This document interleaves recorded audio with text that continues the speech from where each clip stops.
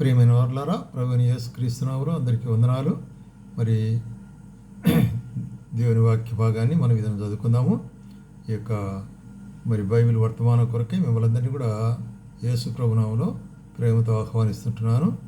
మరి మనం చదువుయే వాక్య భాగం కీర్తనలు 34వ కీర్తన 19వ వచనం అండి. 34వ కీర్తన 19వ వచనం చదువుతాను. నీతిమంతులకు కలుగు ఆపదలు అనేకములు, వాటి అన్నిటిలో నుండి యెహోవా విడిపించును.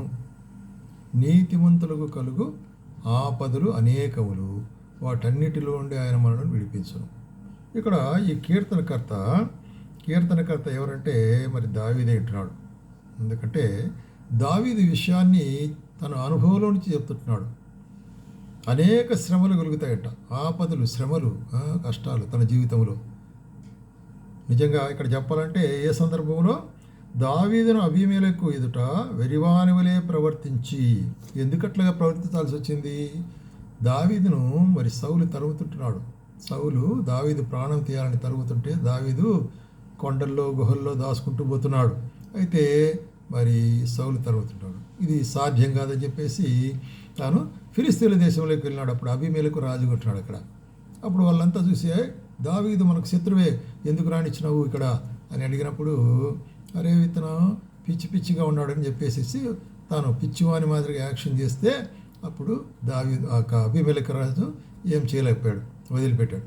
కాబట్టి అటువంటి సందర్భాల్లో తాను రక్షించుకునే సందర్భాల్లో శత్రు దేశంలో ప్రవేశించాల్సి వచ్చింది. ఇది తనకు కలిగినటువంటి ఆపద. అయితే వాటన్నిటి నుండి సమయస్ఫూర్తిగా దేవుడు తన బలం చేత ఏం చేస్తున్నాడట? రక్షించును. అందుకొరికి మనకందరికి కూడా చెబుతున్నాడు, నీతిమంతుడికి కలుగు ఆపదలు అనేకములు, అయితే వాటన్నిటిలో నుండి యెహోవాని విడిపించును కదా. ఎట్లాగా? మరి అదే 4వ వచనం కూడా చెప్తాడు, నేను యెహోవా వద్ద విచారణ చేయగా ఆయన నాకు ఉత్తరం ఇచ్చును, నాకు కలిగిన భయములన్నింటిలో ఉండి ఆయన నన్ను తప్పించును. కాబట్టి నాకు భయం కలిగింది, ప్రాణాపాయం, సౌలు ఇప్పుడు చెప్తారో లేకపోతే అబీమెలెకు రాజ్యంలో ఏం చేస్తారో అనేటువంటి భయం ఏర్పడేది. అయినప్పటికీ కూడా నేను ఆయన దగ్గర విచారణ చేసినాను, దేవుని దగ్గర ప్రార్థించిన, ప్రభువా మరి నాకు ఇట్లా పోతే నా పరిస్థితి ఏంటి అని మరి ఈ దీనుడు మొరపెట్టగా ఆయన ఆలకించునంటున్నాడు. చూసారా? ఆలకించి మన దేవుడు ప్రార్థన ఆలకించి జవాబు ఇచ్చే దేవుడు. దావీదుతో ఏం జవాబు ఇచ్చినాడు? నేను నీకు తోడంటున్నాను పొమ్మని చెప్తున్నాడు. అందుకొరకే నాకు కలిగిన భయములన్నింటిలోంచి ఆయన తప్పించినాడు.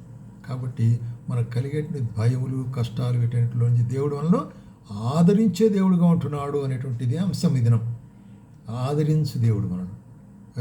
కాబట్టి మనకు కలిగిన అన్ని శ్రమలలో నుంచి మనను ఆదరించేవాడు. కాబట్టి ఇక్కడ దావీదు తన అనుభవంలో నుంచి రాసేటువంటి సందర్భాన్ని మనం చూస్తున్నాం. అట్లాగే మనకు మరి నూతన నిబంధనలో గమనించినట్టయితే యేసు ప్రభు ఏమంటున్నాడు? యేసు ప్రభు 14వ అధ్యాయం యోహాను సువార్తలో ఏమంటాడు చూడండి. 18వ వచనం, మిమ్మును అనాథులుగా విడువను, మీ వద్దకు వత్తును, కొంతకాలమైన తర్వాత లోకము నన్ను మరి ఎన్నడూ చూడదు, అయితే మీరు నన్ను చూతురు, నేను జీవించున్నాను కనుక మీరును జీవించున్నారు. కాబట్టి ఇక్కడ యేసు ప్రభు సిలువకు వెళ్ళేదానికి ఆయత్తపడుచుంటున్నాడు.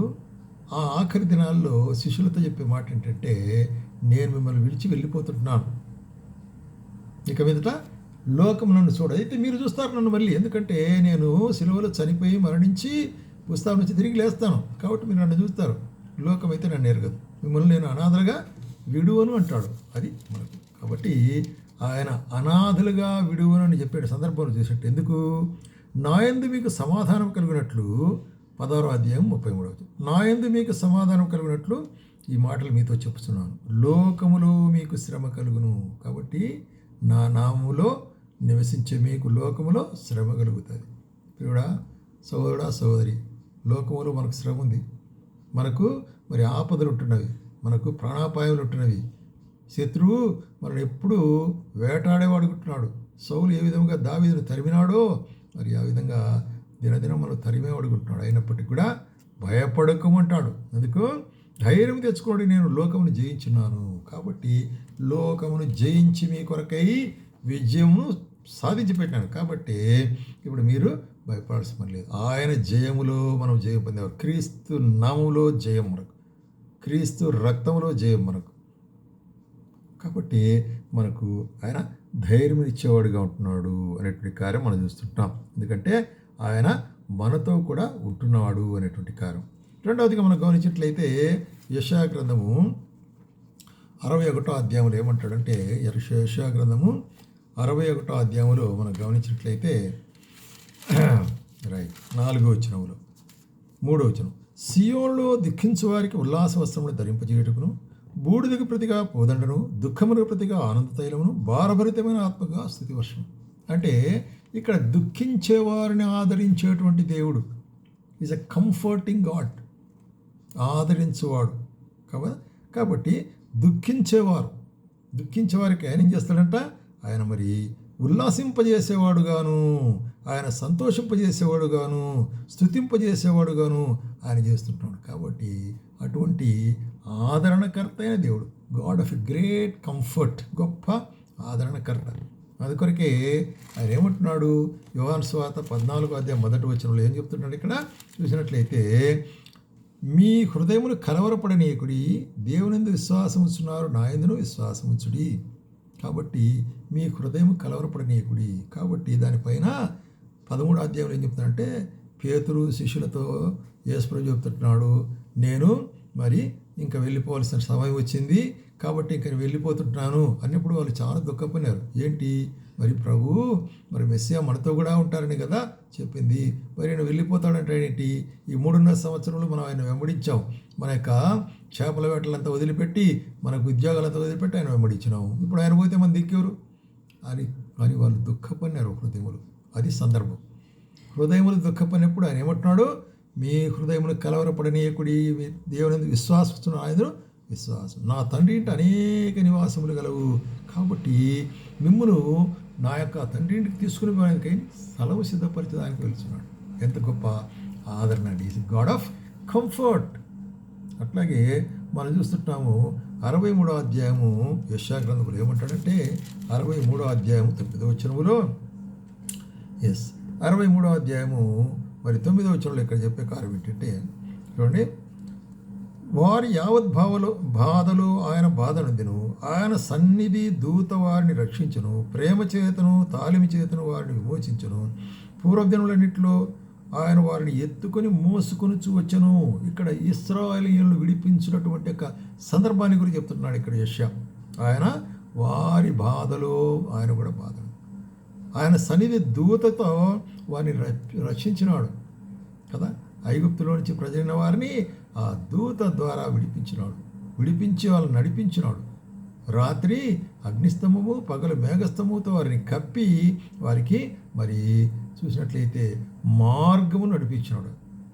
ఆ విధంగా నడిపించినటువంటి దేవుడు అనేటువంటి కార్యం ఇక్కడ మనం చూస్తున్నాం. అంటే హిజ్ ప్రజెన్స్, ఆయన సన్నిధి వారితో కూడా ఉన్నది. కాబట్టి ఏమంటాడు, పూర్వదినట్లో ఆయన వారిని ఎత్తుకొని మోసుకొని ప్రజలను. అటువంటి అనుభవం మరి కదలలేనప్పుడు, అంటే కష్టంలో ఉండేటప్పుడు, మరి ముందుకు సాగలేనప్పుడు ఆయన ఎత్తుకునేవాడు ఉంటున్నాడు. అందుకొరకు ఏమంటే 46వ అధ్యాయం చూసినట్లయితే ఏమంటాడు, ముదిమి వచ్చు వరకు నిన్ను ఎత్తుకునివాడను నేనే, తల వెంట్రుకలు నెరయ వరకు నిన్ను ఎత్తుకునివాడను నేనే చేసి ఉన్నాను, చంక పెట్టుకునివాడను నేనే, మిమ్మల్ని ఎత్తుకొనుచు రక్షించువాడను నేనే. దేవుడు చెప్తుంటున్నాడు యెషయా ద్వారా ఇశ్రాయేల్ ప్రజలతోనూ మనతో అందరితో, ముదిమి వచ్చే వరకు ఆయన మనం ఎత్తుకునేవాడుకుంటున్నాడు. చూసారా, ముదిమి వచ్చే వరకు మనం చిన్నపిల్లలు అయితే ఎత్తుకుంటాం, వయసు అయిన తర్వాత ఎవరు ఎత్తుకుంటారు? అయితే మనం కదలలేనప్పుడు, నడవలేనప్పుడు, మన యొక్క మరి వృద్ధాప్యంలో కూడా ఆయన మనసు ఎత్తుకునేవాడుకుంటున్నాడు. ఎంత ప్రేమ కలిగిన వాడుకుంటున్నాడు. కాబట్టి ఇక్కడ మనం చూస్తుంటున్నాం. అట్లాగే ఆయన ఏమంటాడంటే, సమస్తమైన శోధనలో నుంచి మేము విడిపించేవారిగా ఉంటున్నా అంటాడు కదా. ఇక్కడ చూస్తున్నాం చూడండి, ఫిలదెల్ఫియా సంఘానికి చెప్తూ, ప్రకటన గ్రంథం 3వ అధ్యాయంలో ఫిలదెల్ఫియా సంఘానికి చెప్తూ ఏమంటున్నాడంటే 10వ వచనంలో, నీవు నా ఓర్పు విషయమైన వాక్యమును గైకొంటివి గనుక భూనివాసుని శోధించుటకు లోకమంతటి మీద రాబో శోధన కాలంలో నేను నిన్ను కాపాడేదును. చూసారా ఎంత గొప్ప వాగ్దానం, శోధన కాలంలో నిన్ను కాపాడేదును. అనేక శోధనలు కలుగుతాయి, అనేక శోధనలు మనుషులకు. అయితే అన్ని సందర్భాల్లో ఆయన మనల్ని కాపాడుతాడు. శోధన రాకుండా ఉండదు, వస్తుంది. అయితే దాంట్లో నుంచి ఆయన మనం విడిపించేవాడుకుంటున్నాడు. ఆయన మనల్ని కాపాడేవాడుకుంటున్నాడు. నేను మీతో కూడా ఉంటున్నాను అంటున్నాడు. అటువంటి ప్రభు మరి మనతో కూడా ఉండేటువంటి వాడు కదా. అనేక ఆపదలు కలిగినా కూడా అన్నింటి ఆయన విడిపిస్తాడు. కాబట్టి అనేక శోధనలు కలిగినప్పుడు కూడా ఆయన మనల్ని విడిపిస్తాడు. కాబట్టి ఆయన మనం ఏం చేయాలా? ఆయన మనం స్తుతించవలసిన వారు ఉంటున్నాం. స్తుతించుట ద్వారా కూడా ఆయన గొప్ప కార్యములు చేస్తాడు. చూడండి 13వ కీర్తనలో మాట అంటాడు, నేనైతే నీ కృపయందు నమ్మికించున్నాను, నీ రక్షణ విషయమైన హృదయం హర్షించున్నది. యెహోవా నాకు మహోపకారం చేస్తున్నావు, నేను నిన్ను కీర్తించేదను. కాబట్టి కీర్తనకర్త ఏమంటాడు? దేవా నాకు మహోపకారం చేసి ఉంటున్నావు, నీ చేసిన ఉపకారం, నీ యొక్క సన్నిధి, నీ యొక్క భద్రత, నీ యొక్క నడుపుదల, నీ యొక్క మరి సప్లై అంటే మీరు అనుగ్రహించినట్టుగా మరి అన్ని మంచి మేలుల విషయమై స్తుతించేవానిగా ఉంటున్నాను అంటాడు. అది కొరకే మరి 76వ కీర్తనలు కూడా 56 కీర్తనలో ఒక మాట చూస్తున్నాం. ఇక్కడ 56వ కీర్తనలో ఏమంటాడంటే చూడండి, 56వ కీర్తన 9-10 వచనాలు. రైట్. నేను మొరపెట్టి దినమున నా శత్రువుల వెనుకకు తిరుగుదురు, దేవుడు నా పక్షముగా ఉంటున్నాడు. కాబట్టి ఆయన వాక్యమును కీర్తించదను, నేను దేవుని యందు నమ్మికించి భయపడను, నరులు నన్ను ఏమి చేయగలరు. కాబట్టి కీర్తనకర్త యొక్క గొప్ప ధైర్యం మనం కూడా కలిగిన వారంగా ఉండాలి. ఆయన స్థుతించవలసిన వారంగా ఉండాల్సిన వారు ఉంటాం. అందుకొరకే ఏమంటాడు యోబు కూడా ఏమంటాడంటే మరి యోబు మరి 13వ అధ్యాయం 15వ, ఇదిగో ఆయన నన్ను చంపినను నేను ఆయన కొరకు కనిపెట్టుకునేదాను. కాబట్టి ట్రస్టింగ్ హిమ్, ఆయన నమ్మిక ఉంచుట అనేటువంటిది ప్రాముఖ్యం. నేను చనిపోయినా కూడా పర్వాలేదు, అయితే దేవునిలోనే నేను నమ్మకం కలిగి ఉంటాను. ఎంత గొప్ప నమ్మకం అండి ఇది.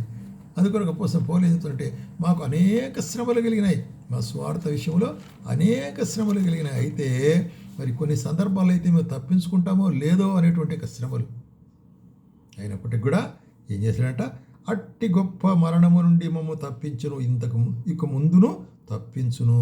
కాబట్టి మన దేవుడు మరణోపాయంలో నుంచి మనం తప్పించినాడు. ఒక నిశ్చయత లేని సందర్భంలో, నిరీక్షణ లేని సందర్భం మాకు నిరీక్షణ కల్పించి అన్ని శ్రమల నుంచి తప్పించినాడు. ఇంతవరకు తప్పించినాడు, ఇక ముందు కూడా తప్పించగలడు. కాబట్టి ఇటువంటి దేవుడు మనకు సహాయం ఉంటున్నాడు. కాబట్టి మరి ఆయన నీతిమంతులకు కలుగు ఆపదలు అనేకములు అయినా కూడా వాటన్నిటి నుంచి ఆయన మనల్ని కాపాడేవాడుకుంటున్నాడు. కాబట్టి ప్రియమైన సోదర సహోదరి, ఇటువంటి ధైర్యము, ఇటువంటి నిశ్చయత, ఇటువంటి నిరీక్షణ, ఇటువంటి మరి తీర్మానం మనకు కలిగిన వారంగా ఉండాలి.